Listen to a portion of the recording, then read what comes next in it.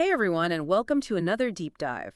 Are you ready to explore the wonderful world of ground beef? Absolutely. We're diving into three incredible recipes that showcase the versatility and ease of everyone's favorite protein. I love it. Ground beef is one of those ingredients that I always have on hand, but sometimes I find myself falling into a recipe rut. I hear you. But trust me, these recipes will break you out of that rut and have you seeing ground beef in a whole new light. Okay, you've got my attention. Let's start with the first recipe, which is perfect for those busy weeknights. Tell us about these quick beef tacos. These tacos are a game changer, especially when you're short on time but craving big flavor. And the secret ingredient might surprise you. It's all about that pre-made taco seasoning. Really, I have to admit, I'm a bit skeptical about pre-made seasonings. I tend to think homemade is always better. I hear you. But think of these pre-made seasonings as a shortcut to complexity. They're packed with a blend of spices you might not have readily available, like smoky chipotle, earthy cumin, or even a touch of heat. This particular recipe leverages that pre-made magic to create a depth of flavor that's seriously impressive. Okay, you're convincing me. I'm all about shortcuts that don't compromise on flavor. So how do these quick beef tacos come together? It all starts with browning a pound of ground beef. This part is crucial. You want to make sure you break it down thoroughly as it cooks. So we don't end up with giant meatball tacos. Exactly. Aim for that nice, crumbly texture. Once the beef is browned and drained, we sprinkle in that magic, our packet of taco seasoning, along with half a cup of water. And that's it. Just add water and simmer. Pretty much. Give it a good stir and let it simmer for about 5 minutes to allow the flavors to meld. While that's happening, warm up your taco shells or tortillas, and you're practically ready to eat. Wow, that is quick and easy. I'm all about recipes with minimal cleanup too. Me too. Especially on a weeknight when you just want to relax after a long day. Speaking of easy cleanup, our next recipe is a one-pot wonder that's perfect for meal prepping. It's time to talk about this one-pot ground beef chili. What makes this chili stand out besides the obvious convenience of only using one pot? You've hit on a key point, that single pot does more than just save on dishes. It's actually the key to unlocking incredible depth of flavor. Think about it. As those ingredients simmer together, they release their flavors into the pot, creating a symphony of tastes that's far greater than the sum of its parts. That's fascinating. I never thought of it that way. It's true. One-pot meals aren't just convenient. They're often more flavorful because of that slow, harmonious blending of ingredients. Okay, I'm sold. Walk me through this flavor journey. How do we create this symphony in a single pot? It all starts with, you guessed it, browning that ground beef. We're using a pound again, making sure to break it down as it cooks to ensure even browning and prevent large chunks. So far, so good. We've browned our beef. What's next? Do we add the beans and tomatoes next? Not quite yet. We're going to build layers of flavor by adding some aromatics. 1 chopped onion and 2 minced cloves of garlic will do the trick. Cook those down until they're nice and soft, about 3 to 4 minutes or so. It's amazing how much flavor those simple ingredients add. Okay, so we've got our aromatics going. What comes next in our chili symphony? Now we add the heart of our chili.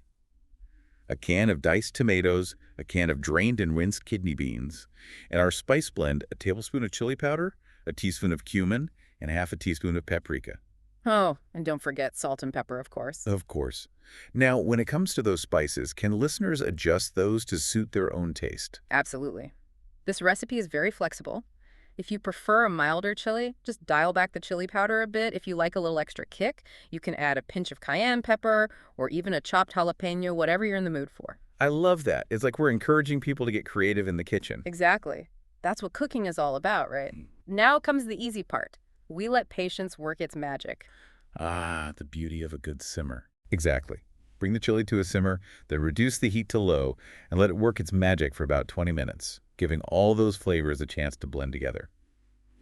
While it's simmering away, how about we move on to our final recipe, our showstopper for the night. I am ready. Let's talk about these stuffed bell peppers. I have to say, this recipe really caught my eye. They're just so vibrant and visually appealing. Aren't they? I love stuffed bell peppers. They are a great example of how you can use whole foods to create a meal that's both healthy and delicious. And you're right, those colors, they just brighten up your plate. So we're using those bell peppers as edible bowls, which I love. What's the secret to making sure they're packed with flavor and not, bland and boring? Oh, don't worry.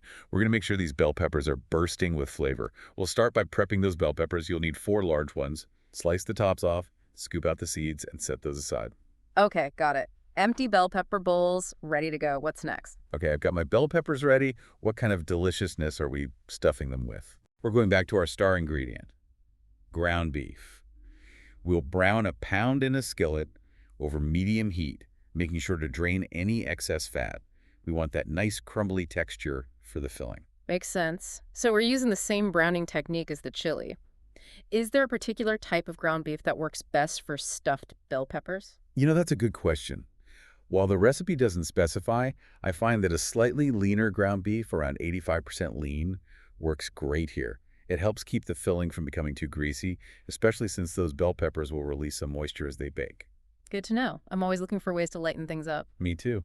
All right, Okay. so once we've got that ground beef browned, we'll stir in half a cup of cooked rice. Any kind of rice in particular. You can use whatever you have on hand. Long grain brown rice, even quinoa would be delicious here. I love that. It's all about flexibility, right? Exactly. Now to add a burst of freshness and some beautiful color, we'll add a can of drained diced tomatoes. Then, of course, we need our spices. A teaspoon of garlic powder and a teaspoon of paprika will give it that warm, savory flavor. And as always, don't forget a pinch of salt and pepper. It sounds like a flavor explosion waiting to happen. So we mix all of that together and then stuff it into the bell peppers. You got it. Spoon that mixture into those hollowed-out peppers, making sure to pack them in nice and tight. And if you're feeling extra indulgent, a sprinkle of cheese on top is always a good idea. Always a good idea. Now for the final act, baking these beauties. What temperature and for how long? We're going to bake them in a preheated oven at 375 degrees Fahrenheit for about 25 to 30 minutes, or until those peppers are nice and tender and the filling is heated through. I can almost smell them baking already. They sound absolutely delicious. Trust me, they are. Stuffed bell peppers are the definition of comfort food, and with those vibrant colors, they're a feast for the eyes, too. Well, there you have it. 3 incredible ground beef recipes that prove this staple ingredient is anything but boring. Right. We've got our quick and easy weeknight tacos, our flavor-packed one-pot chili, and our show-stopping stuffed bell peppers. This deep dive has definitely inspired me to get more creative with ground beef in my own kitchen. Me too. And that's what we hope you take away from this. Don't be afraid to experiment. Try these recipes as a starting point and make them your own. Add your own twist, try different spices, and most importantly, have fun with it. That's the best advice. Thanks for joining us for another delicious deep dive. Until next time, happy cooking, everyone.